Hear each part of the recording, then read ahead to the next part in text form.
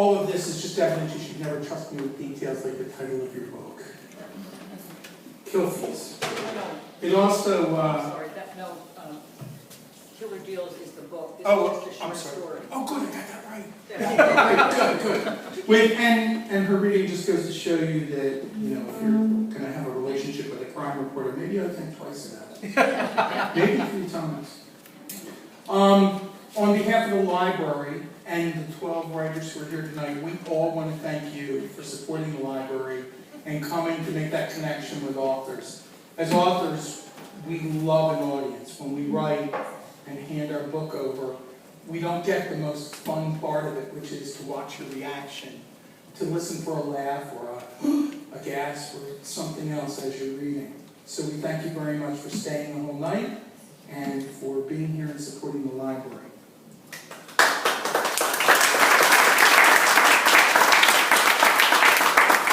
I have a last story for you. Gary Zenker began his writing career in college, grammar correcting bathroom stall graffiti. True story. True story. He believes that prepared him for a long, long history of angry rejection and harsh critique of his writing. He's the founder of 2 writers' groups, the primary instigator of Noir, and likes to write about himself in third person. Really, that's annoying, isn't it? This story is the first one I'm reading that isn't strictly noir. But as I attend writers' groups and listen to their stories, I'm always inspired by everyone around me reading their stories and writing. And so my madness is 1,000-word stories, and this one is called Happy Birthday. The lights from the top of the spinning carousel blended greens, reds, blues, and yellows, lighting the brush and weeds that had wrapped themselves around the ride. Excited laughter from the children straddling the horses, monkeys, and other animals faded as the bass slowed. Simon's laugh faded as well. Eric shouted to his son, "Don't leave, Simon, not yet, not yet." He ran to the edge of the railing in an attempt to grab it and pull the carousel back into motion, but the great wheel resisted his effort. He sliced his hand on the mat. "Shit," he cursed, but kept his fingers wrapped around it. His blood slid between his hand and the handle, making the grip slippery enough that he couldn't hold tight. Eric shot forward into the thick bush beside the carousel. He was in decent enough shape for being 50, but it was not enough, never enough, to fight the will of the wheel. The lights flickered off as the wheel ground to a stop. He got up and quickly wrapped the bottom of his t-shirt around his hand, exposing his belly to the mosquitoes that had infested the area, then climbed onto the platform. No children in sight. They had gone off to wherever children go when the carousel ride ends. That meant he would need to wait another year and until he could find another young boy to accompany him. Eric walked to the back. No evidence of anyone remained on the weather-worn animals, save a few scraps, loose scraps of paper dots Eric had purchased earlier at the general store and given to the young boy to convince him to come along. The boy and the candy were both gone. This time, he had talked to Simon for nearly 6 minutes, and Simon had talked back. But the wheel was always in control, and it only ran as long as it wanted to. This time, it was 6 minutes. "Happy birthday," he mumbled, and stepped off the platform. Eric walked back through the overgrown grass and vines and past the rusted and burnt structures that the town council lit fire to 7 years ago in order to purge the site of the evil they knew it possessed. Nobody ever proved that the carnival people had anything to do with his son's disappearance. But the town didn't need proof. The carnival had taken one of their own. They burned it completely enough that the company owning the equipment left it behind as a total loss. The town left the land as it was, never to be used for crop or living space, less of a memorial and more of a fear of what could happen again. But Eric couldn't stay away. Each month after his son disappeared, he returned to the carousel, laying flowers and saying a prayer over his lost son, whose body was never recovered. 11 months after the first visit, the ritual changed when Eric heard his voice. "Dad! Dad!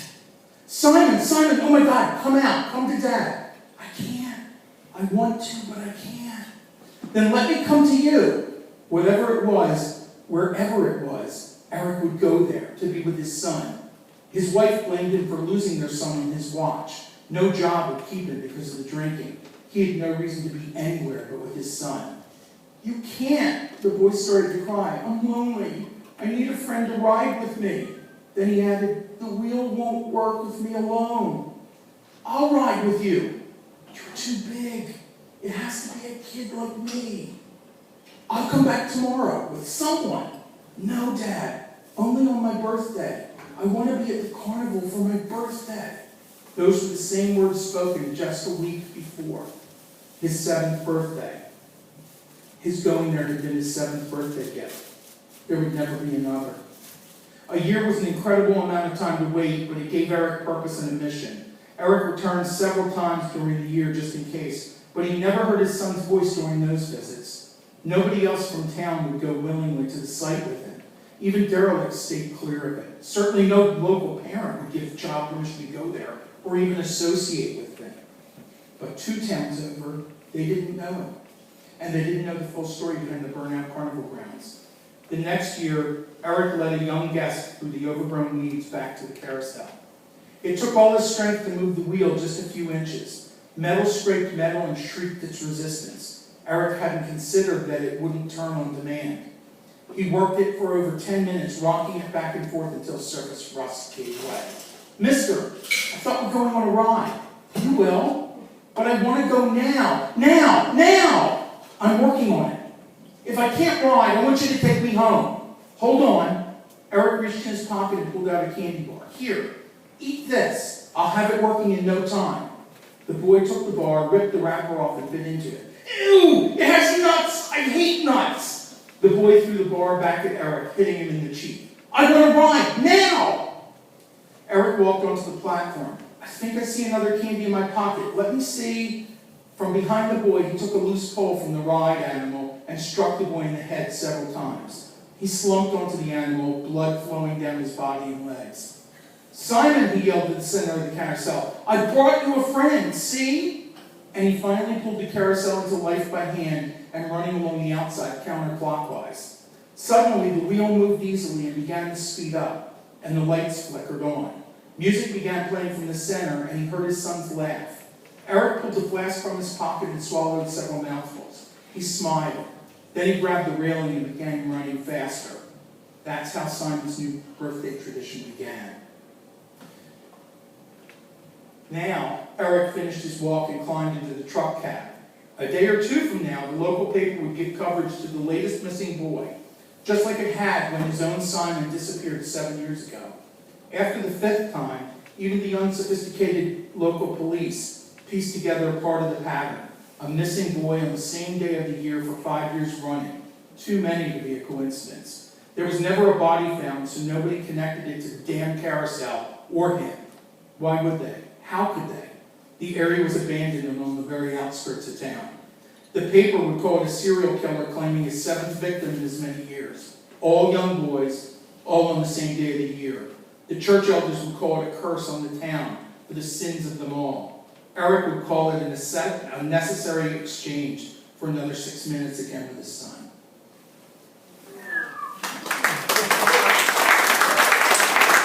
Remember, we have books here, including the content of the first Noir bar, and we have a number of people here who would be happy to sign their stories.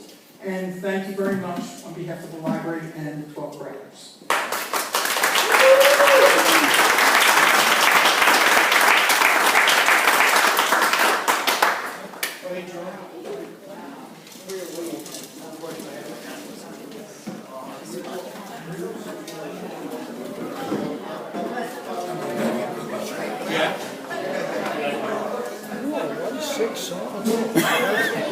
I tried to imagine, well, my son from 16 to 18 has decided he wants nothing to do with me. So I tried to channel that into something else. Like, what would you do? What's the extreme you would go to? So, but thank you. I think that's a compliment.